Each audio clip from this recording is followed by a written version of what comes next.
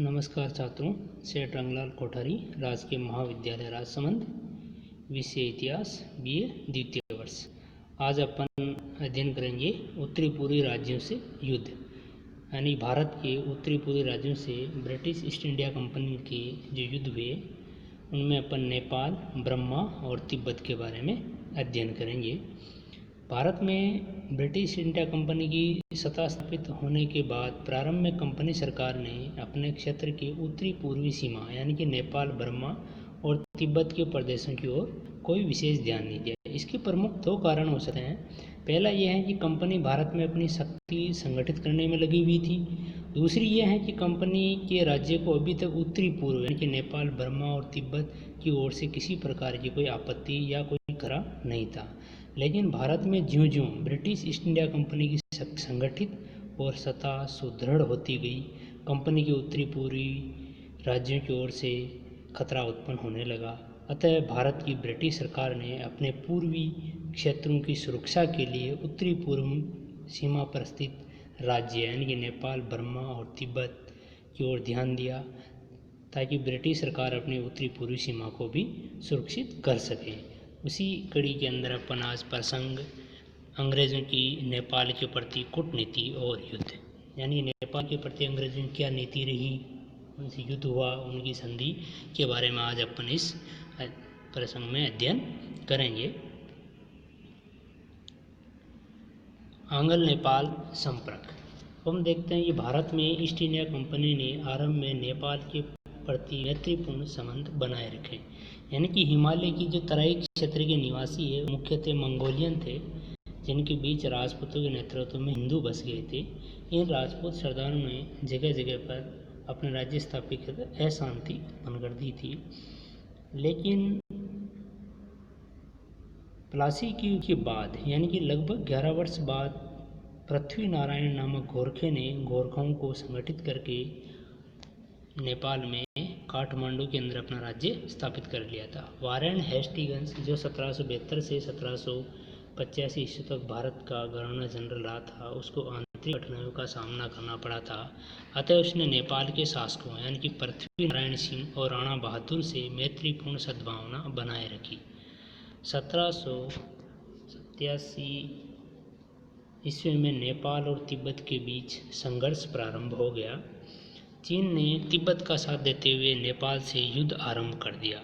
नेपाल के शासक राणा बहादुर ने अंग्रेजों से सहायता की प्रार्थना की, परंतु अंग्रेजों ने चीन से उलझना ठीक नहीं समझा और नेपाल की सहायता करने से मना कर दिया। इसका अपने देखते हैं कि 1784 ईस्वी में इंग्लैंड की संसद ने पिट्स इंडिया एक्ट एक पारित किया था। उसके अंदर अंग्रेजों की जो नीति थी कि हस्तक्षेप की नीति का अंग्रेजों ने पालन किया और उसी नीति का हवाला देते हुए अंग्रेजों ने नेपाल की सहायता करने के लिए मना किया था। जबकि अंग्रेज नेपाल के गोरखों के साथ व्यापारिक संबंध स्थापित करना चाहते थे, फिर भी वो इस युद्ध में नेपाल का साथ नहीं था, क्योंकि वो चीन जैसी बड़ी शक्ति के साथ कोई उलझना या कोई रिस्क लेना नहीं चाहते थे। अतः अंग्रेजों ने नेपाल से व्यापारिक संबंध स्थापित करने के लिए कर्नल किलपैट्रिक नामक एक अंग्रेज अधिकारी को नेपाल भेजा और 1792 ईस्वी में नेपाल के साथ एक व्यापारिक संधि हुई। इस प्रकार भारत स्थित ईस्ट इंडिया कंपनी तथा गोरखा राज्य नेपाल के बीच प्रथम संपर्क स्थापित हुआ। हालांकि ये संधि 1884 ईस्वी के अंदर अपन देखते हैं तो लॉर्ड वेलेस्ली ने संधि को भंग कर दिया था। लॉर्ड वेलेस्ली को भंग करने का सबसे प्रमुख कारण ये मानते हैं कि 1801 ईस्वी में कंपनी और अवध राज्य के बीच कुछ गोरखपुर जिले को लेकर एक विवाद हुआ था।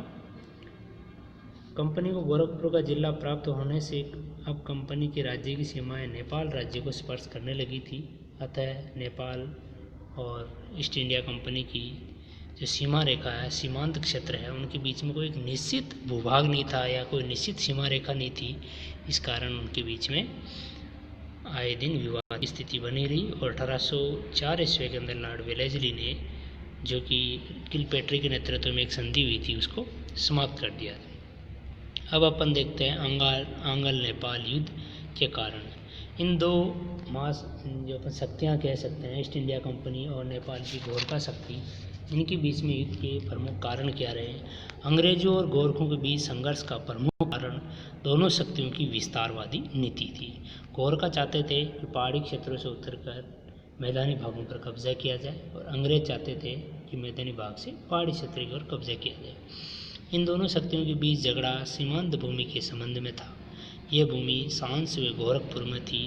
नेपाल सरकार का कहना था कि यह भूमि नेपाल की है, जबकि दूसरी ओर कंपनी सरकार का कहना था कि यह भूमि उनके जमींदारों की है जो उनके संरक्षण में है और ये जमींदार कंपनी को खीराज भी देते रहे।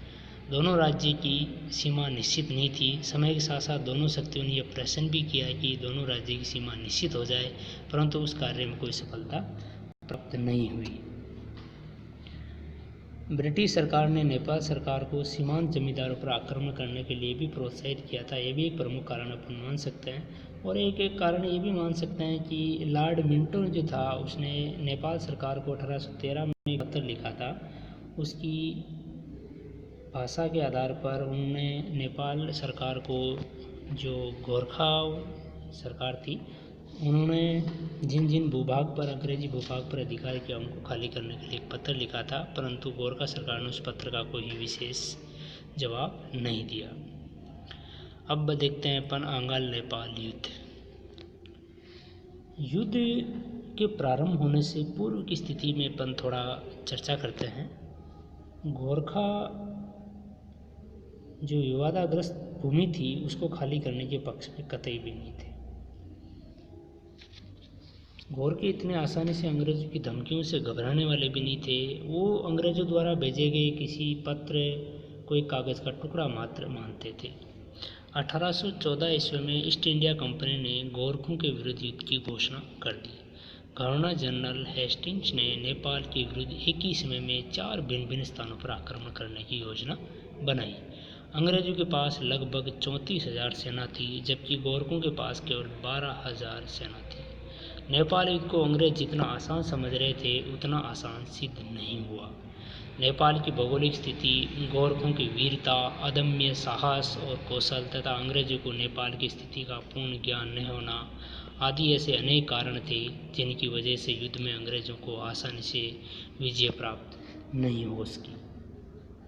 वैसे अंग्रेजों के जो मुख्य गवर्नर जनरल था जिलेस्पी, वो भी इस युद्ध में मारा गया। केवल अंग्रेजों का एक मात्र गवर्नर जनरल के पक्ष का व्यक्ति था जो ऑक्टर लोनी था। वो नेपाल के पश्चिम की तरफ से युद्ध कर रहा था, लेकिन उसको भी कोई विशेष सफलता प्रारंभ में नहीं मिली। अधिकांश विद्वानों ने नेपाल सरकार को आक्रमणकारी बताया था, लेकिन फिर भी इस युद्ध में नेपाली सैनिकों की जो शौर्य, युद्ध चातुर्य, वो अंग्रेज सेना के ऊपर बहुत ही भारी पड़े। नेपाल में अंग्रेजों की जो सफलता या असफलता, प्रारंभ में अंग्रेजों को असफलता ही हाथ लगी थी। वैसे इस असफलता से गोरखों ने अपने राजदूत पिंडारियों, सिंधियों, यहाँ तक ब्रह्मा और चीन भी भेजे थे। इनसे अंग्रेज बहुत ही रुष्ट हुए और उन्होंने लॉर्ड हेस्टिंग्स ने नेपाल की ओर से भेजने के लिए एक नई सेना तैयार की। जब अंग्रेजों के शत्रुओं के एकजुट होने की संभावना बहुत कम हो गई थी, तब अंग्रेजों ने बहुत ही ज़बरदस्त आक्रमण नेपालियों के विरुद्ध किया। इस सेना के आगे नेपाली हार गए और इस प्रकार जो ये युद्ध उनके बीच में हुआ था, इसमें अंग्रेजों की विजय हुई। और इस विजय के बाद गोरखों ने संधि के लिए बातचीत आरंभ कर दी और इन दोनों शक्तियों के बीच संगोली की संधि हुई थी, जो कि 28 नवंबर 1815 को गोरखा प्रतिनिधियों ने अंग्रेजों से संगोली नामक स्थान पर एक संधि पत्र पर हस्ताक्षर कर दिए। परंतु ये संधि वैसे 1816 में लागू हुई थी, यानी संधि पत्र पर हस्ताक्षर 1815 में हुए थे और ये संधि लागू 1816 में हुई थी। संगोली संधि की प्रमुख शर्तें अपन देखते हैं। पहली शर्त है, गोरखों को तराई का अधिकांश भाग अर्थात नेपाल के दक्षिण का अत्यंत उपयोग वाला क्षेत्र जो गंगा नदी से तीस्ता नदी तक फैला हुआ था, अंग्रेजों को देना पड़ा। अंग्रेजों ने कुमायूं और गढ़वाल के जिले भी प्राप्त कर लिए। इससे कंपनी राज्य की उत्तरी पश्चिमी सीमा पहाड़ों तक पहुंच गई। नेपाल की हुई क्षति के लिए अंग्रेजों ने नेपाल सरकार को 2 लाख वार्षिक अनुदान देना स्वीकार कर लिया। नेपाल सरकार ने सिक्किम के राजा की स्वतंत्रता को स्वीकार कर लिया। नेपाल सरकार ने काठमांडू में एक अंग्रेज रेजिडेंट को रखना भी स्वीकार कर लिया। अब अपन देखते हैं कि इस नेपाल युद्ध का आखिर में महत्व क्या रहा। थोड़ी इस पर भी अपन लास्ट में चर्चा कर लेते हैं। अपन देखते हैं कि आधुनिक भारतीय इतिहास के अंदर नेपाल युद्ध का बड़ा ही महत्वपूर्ण योगदान रहा है।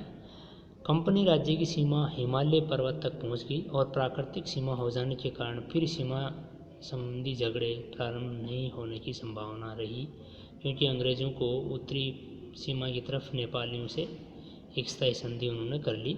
नेपाल युद्ध के बाद हुई संगोली की संधि के फलस्वरूप नेपाल से स्थायी मित्रता स्थापित हो गई। गोरखा जैसी शक्तिशाली वीर जाति का अंग्रेजों को सहयोग प्राप्त हो गया। अंग्रेजों ने गोरखों के एक पृथक सेना गोरखा रेजिमेंट का निर्माण किया, जिसने 1857 की क्रांति में अंग्रेजों की महत्वपूर्ण सेवा की। इस युद्ध के पश्चात हुई संधि के फलस्वरूप यानी संगोली की संधि से जो पहाड़ी प्रदेश अंग्रेजों को प्राप्त हुए, वहाँ पर अल्मोड़ा, शिमला, नैनीताल, रानीखेत आदि प्रमुख पहाड़ी नगरों का निर्माण कराया गया, जहाँ गर्मी से बचने के लिए अंग्रेजों ने निवास स्थान बनाए। विशेष तौर से आंग्ल नेपाल युद्ध से ईस्ट इंडिया कंपनी को गोरखा रेजिमेंट के अंदर गोरखों की एक पृथक सेना स्थापित हुई और इसी गोरखा रेजिमेंट का अंग्रेजों को भरपूर सहयोग मिला और उन्होंने 1857 की क्रांति को कुचलने में इन गोरखों का सहयोग प्राप्त किया। धन्यवाद छात्रों।